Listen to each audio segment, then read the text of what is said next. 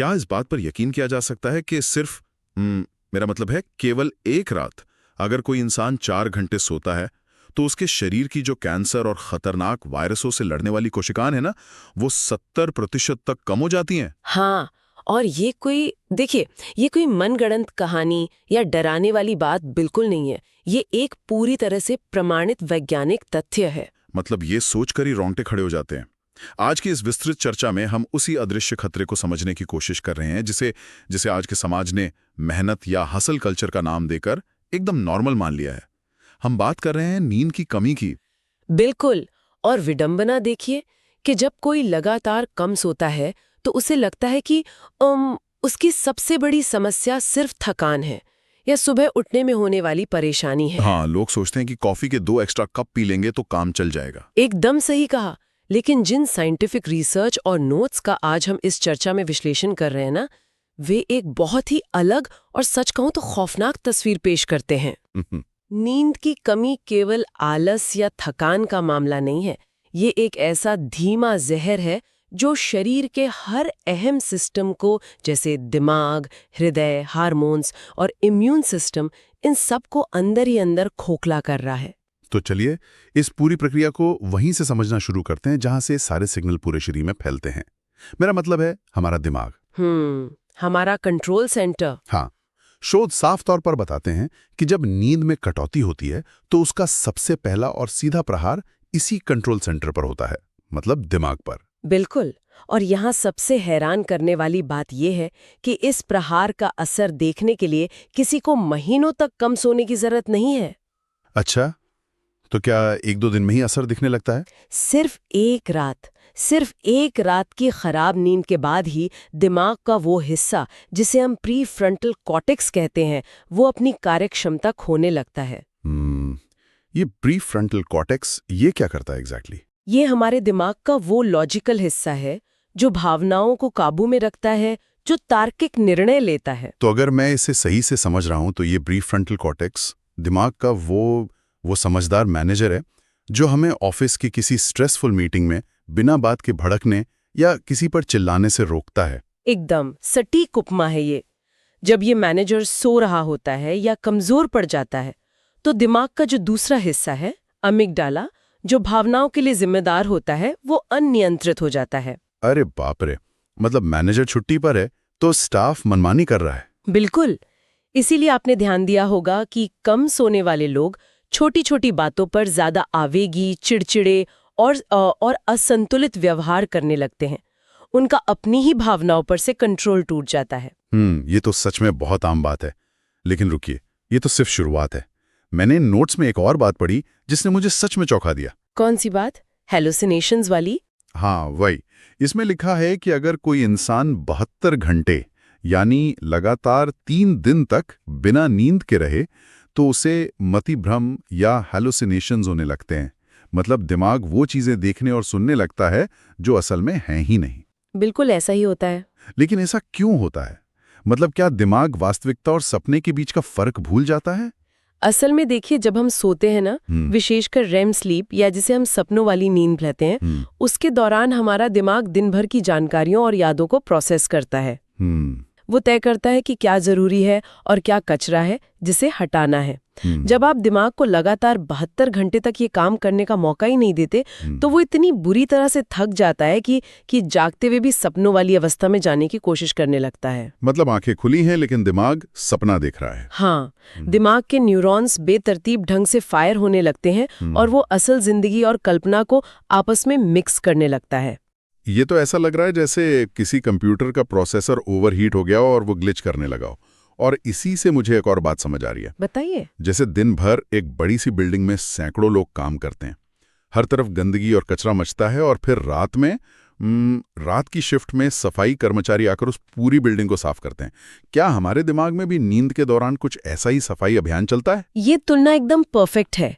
विज्ञान की भाषा में इस सफाई व्यवस्था को ग्लिम्फेटिक सिस्टम कहते हैं। ग्लिम्फेटिक सिस्टम, ठीक है। हाँ, जब हम जाग रहे होते हैं तो हमारे दिमाग की कोशिकाएं एनर्जी इस्तेमाल करती हैं और इसके नतीजे में एक तरह का बायोलॉजिकल कचरा या विषैले पदार्थ पैदा करती हैं। ओके। जब हम गहरी नींद में होते हैं तो मैं आपको बता दूं कि दिमाग की कोशिकाएं वास्तव में आकार में थोड़ी सिकुड़ जाती हैं। सच में वो हाँ। सिकुड़ जाती हैं? जी हाँ, ताकि सेरिब्रोस्पाइनल फ्लूइड दिमाग के हर कोने में जाकर उस सारे कचरे को अच्छे से धोकर बाहर निकाल सके। और अगर हम पर्याप्त नींद नहीं लेते तो वो सफाई कर्मचारी अपना काम पूरा नहीं कर पाता और कचरा वहीं पड़ा रहता है। ठीक यही होता है। और यहाँ सबसे गंभीर बात यह है कि इस कचरे में एक बहुत ही खतरनाक प्रोटीन शामिल होता है। इसे बीटा एमिलॉइड प्लाक कहा जाता है। बीटा एमिलॉइड, मैंने ये नाम कहीं पढ़ा है, शायद अल्जाइमर रोग के संदर्भ में।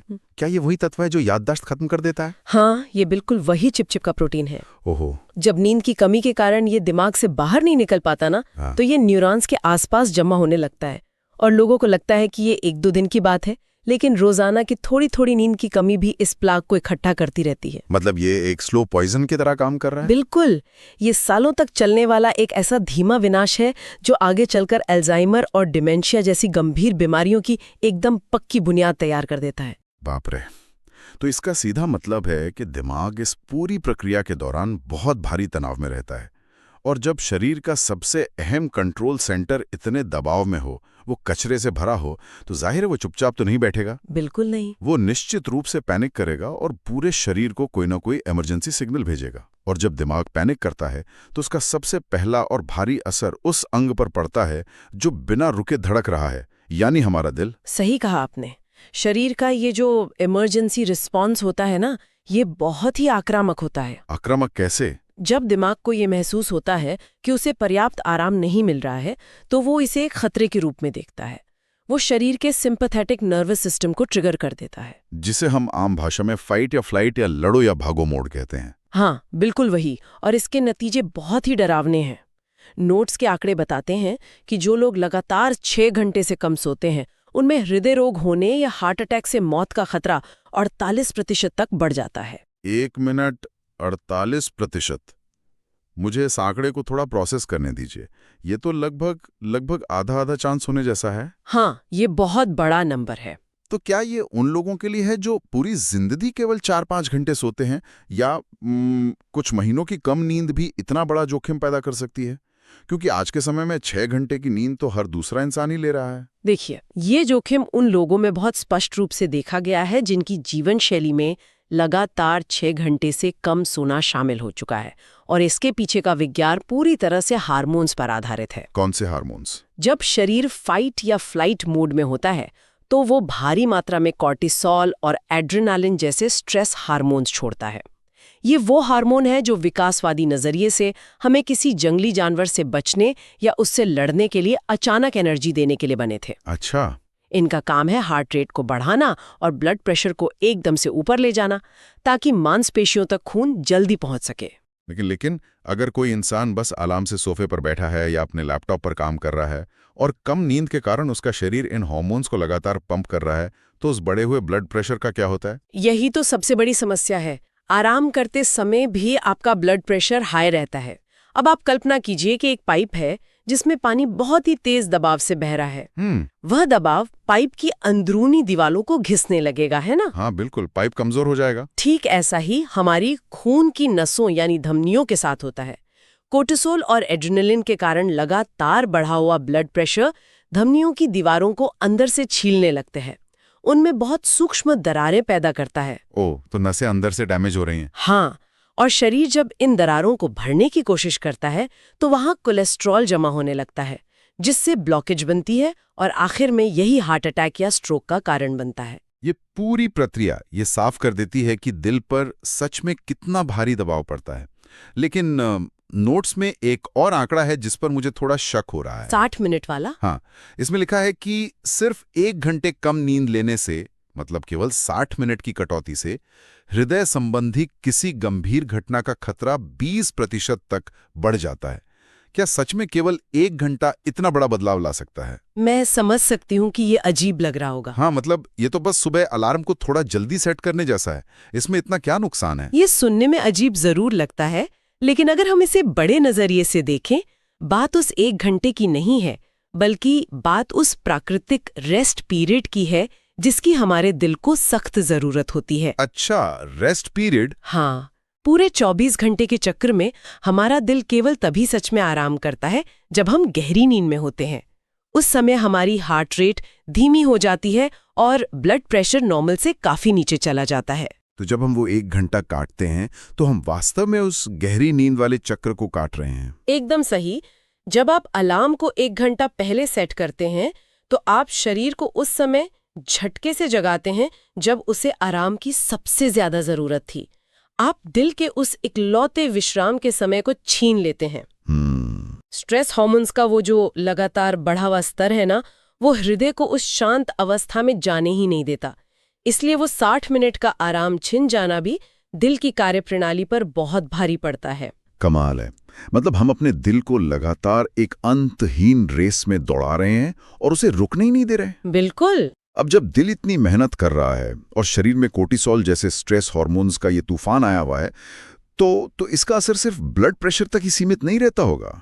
मैंने पढ़ा कि ये बढ़ा हुआ तनाव शरीर के मेटाबॉलिज्म और भूख को कंट्रोल करने वाले केमिकल मैसेंजर्स को भी पूरी तरह से कंफ्यूज कर देता है। हाँ, और ये एक ऐसा पहलू है जो आज के समय में मोटापे की जो महामारी फैली हुई है ना, उसका एक बहुत बड़ा लेकिन छिपा हुआ कारण है। नींद और मोटापे का कनेक्शन। जी, नींद और वजन के बीच का संबंध बहुत ही गहरा है। जब नींद की कमी से शरीर तनाव में होता है तो वो भूख और पेट भरने का एहसास कराने वाले 2 बहुत ही महत्वपूर्ण हार्मोन्स के संतुलन को बिगाड़ देता है। ये हार्मोन है ग्रेलिन और लेप्टिन। ग्रेलिन और लेप्टिन, ये क्या करते हैं? ग्रेलिन हार्मोन है जो हमारे दिमाग को ये सिग्नल भेजता है कि हमें भूख लगी है। जब नींद पूरी नहीं होती तो शरीर इस ग्रेलिन का उत्पादन बहुत ज्यादा बढ़ा देता है। ओके। और दूसरी ओर लेप्टिन वो हार्मोन है जो दिमाग को बताता है कि हमारा पेट भर चुका है और अब और खाने की जरूरत नहीं है। नींद की कमी में इस लेप्टिन का स्तर एकदम नीचे गिर जाता है। तो यहाँ बात और भी ज्यादा दिलचस्प हो जाती है। अगर मैं इसे एक साधारण से उदाहरण से समझूं, ये बिल्कुल किसी गाड़ी के खराब फ्यूल गेज या मीटर की तरह काम कर रहा है। बिल्कुल सही। गाड़ी के टैंक में फ्यूल मौजूद है, यानी शरीर के पास पर्याप्त एनर्जी और कैलोरी है, लेकिन क्योंकि मीटर खराब हो गया है, वो दिमाग को लगातार ये चेतावनी दे रहा है कि टैंक खाली है, जल्दी से कुछ खाओ, और इंसान बिना जरूरत के भी खाता चला जाता है। ये एक बहुत ही सटीक तुलना है। लेकिन समस्या सिर्फ इतनी नहीं है कि इंसान ज्यादा खाता है। समस्या यह भी है कि वो क्या खाता है। क्या खाता है मतलब? क्या नींद की कमी से हमारी फूड चॉइस भी बदल जाती है? जी हाँ।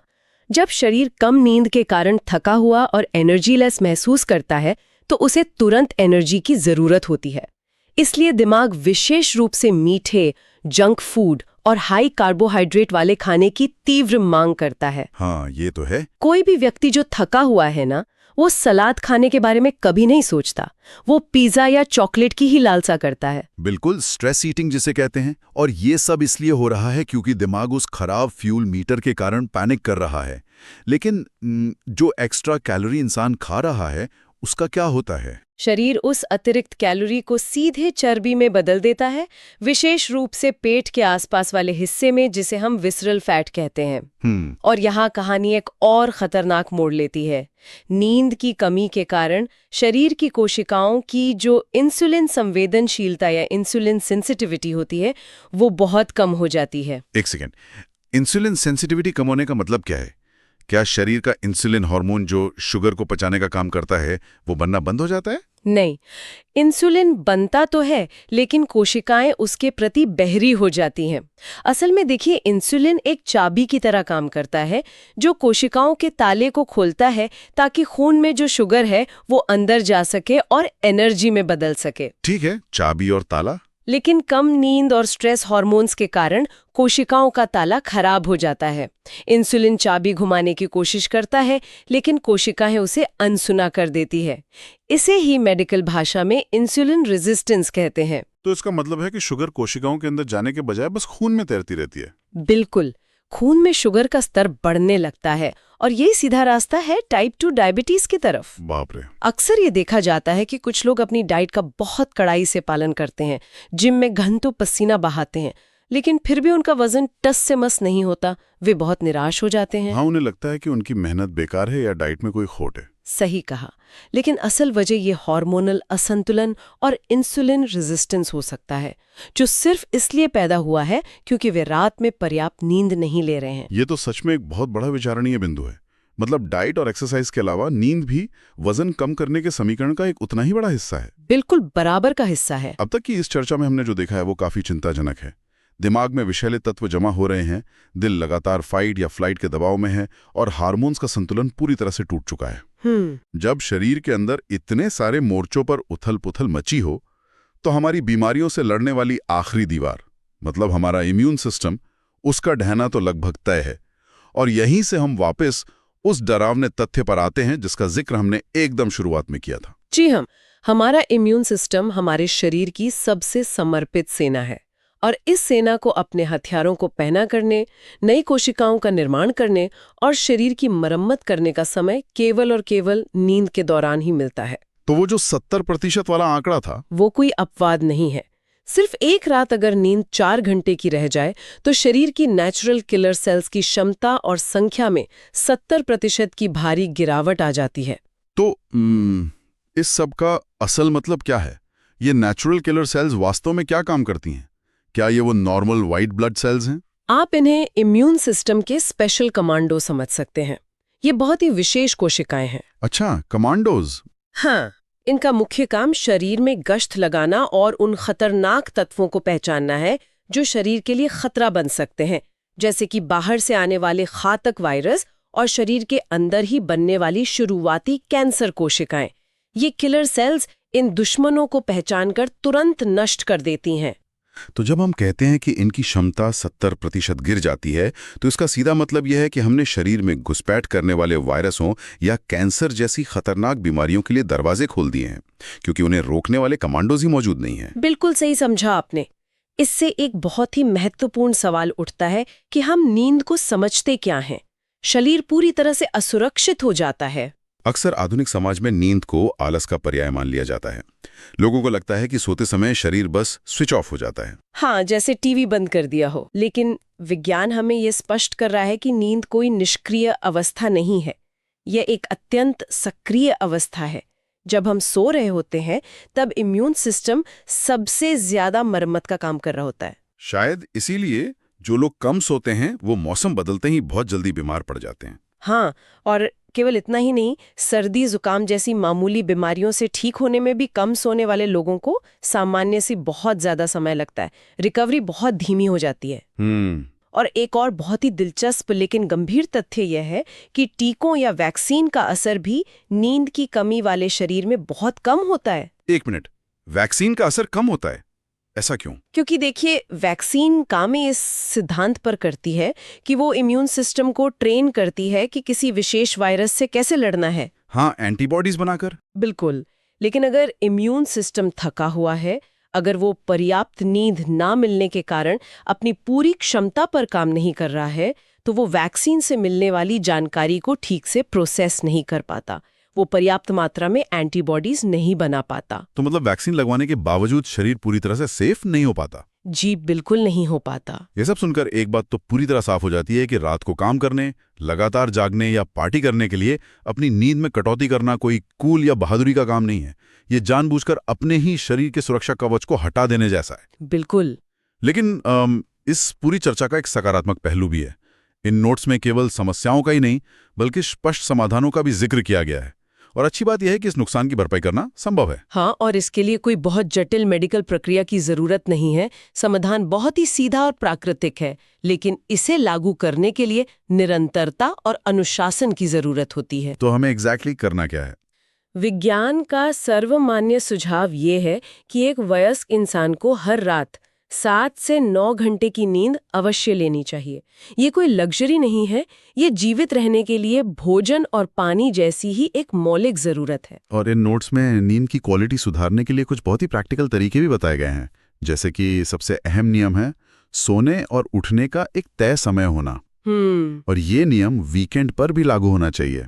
अक्सर लोग सोचते हैं कि वे मंडे से फ्राइडे तक केवल 5 घंटे सोएंगे और फिर वीकेंड पर 12 घंटे सोकर उसकी भरपाई कर लेंगे। जिसे लोग स्लीप डेट या नींद का कर्ज कहते हैं। लेकिन सच्चाई ये है कि शरीर का बैंक इस तरह से काम नहीं करता। तो वीकेंड पर ज्यादा सोना काम नहीं आता? जी नहीं, आप एक दिन पहले की खराब नींद की भरपाई अगले दिन ज्यादा सोकर नहीं कर सकते। वो नुकसान जो दिमाग, हृदय और इम्यून सिस्टम को हो चुका है, उसे वापस नहीं लिया जा सकता। इसलिए एक फिक्स्ड रूटीन बनाए रखना सबसे ज्यादा जरूरी है। इसके अलावा एक और बहुत बड़ा कारण जो हमारी नींद को बर्बाद कर रहा है वो है सोने से पहले स्क्रीन्स का इस्तेमाल। स्रोतों में स्पष्ट हिदायत दी गई है कि सोने से कम 30 मिनट पहले सभी स्क्रीन्स, चाहे वो मोबाइल फोन हो, टीवी हो या लैपटॉप, उन्हें बंद कर देना चाहिए।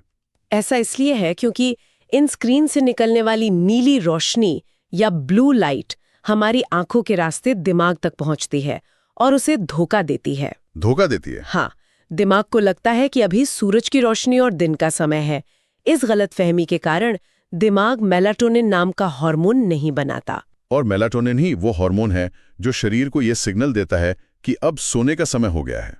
बिल्कुल, बिना मेलाटोनिन के शरीर गहरी नींद में जा ही नहीं सकता।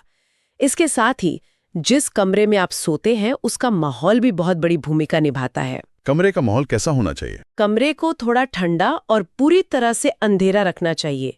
विकासवादी रूप से हमारा शरीर रात के समय तापमान में होने वाली गिरावट और अंधेरे को ही नींद का प्राकृतिक संकेत मानता है। तो अगर हम इस पूरे विषय का एक निचोड़ निकालें तो ये समझना होगा कि नींद हमारे पास उपलब्ध सबसे शक्तिशाली, सबसे असरदार और सबसे बड़ी बात, बिल्कुल मुफ्त स्वास्थ्य उपकरण है। बिल्कुल। यह कोई ऐसी चीज नहीं है जिसे हम अपने काम, मनोरंजन या किसी भी अन्य गतिविधि के लिए कुर्बान कर दें। यह वह मजबूत नींव है जिस पर हमारा पूरा शारीरिक और मानसिक स्वास्थ्य खड़ा है। यह दिमाग को साफ रखती है, दिल को आराम देती है, हार्मोन्स को बैलेंस करती है और हमें जानलेवा बीमारियों से बचाती है। मैं आपकी इस बात से पूरी तरह सहमत हूँ। स्वास्थ्य को बेहतर बनाने की कोई भी डाइट, कोई भी एक्सरसाइज या कोई भी बड़ी योजना तब तक सफल नहीं हो सकती जब तक कि नींद पूरी न हो। नींद के बिना बाकी सब प्रयास अधूरे हैं। नींद की अहमियत को नजरअंदाज करना कितना भारी पड़ सकता है। हमने वैज्ञानिक तथ्यों के जरिए शरीर के अंदर चलने वाली इस पूरी मशीनरी को समझा। लेकिन इस चर्चा को समाप्त करने से पहले एक बहुत ही गहरा विचार है जो सोचने पर मजबूर करता है। वो क्या? अगर नींद हमारे अस्तित्व और हमारे बेहतरीन स्वास्थ्य के लिए इतनी मौलिक और इतनी जरूरी चीज है, एक ऐसी चीज जिसके बिना हमारा पूरा बायोलॉजिकल सिस्टम ताश के पत्तों की तरह ढहने लगता है, मेरा मतलब है, तो इस आधुनिक और तेज रफ्तार जीवन शैली की ऐसी और कौन सी सामान्य दिखने वाली आदतें हैं जिन्हें हम रोजमर्रा का हिस्सा मान चुके हैं लेकिन जो असल में चुपचाप हमारे इस जैविक प्रोग्रामिंग को नष्ट कर रही हैं? ये वाकई सोचने वाली बात है। क्या विकास और सफलता की इस अंधी दौड़ में इंसान अपनी सबसे बुनियादी जरूरतों को ही पीछे छोड़ता जा रहा है? ये एक ऐसा सवाल है जिस पर आप सभी को, मेरा मतलब है जिस पर हम सबको गहराई से आत्ममंथन करने की जरूरत है। इसी विचार के साथ आज के इस गहन अध्ययन को यहीं विराम देते हैं। एक नई और दिलचस्प चर्चा के साथ फिर जुड़ेंगे।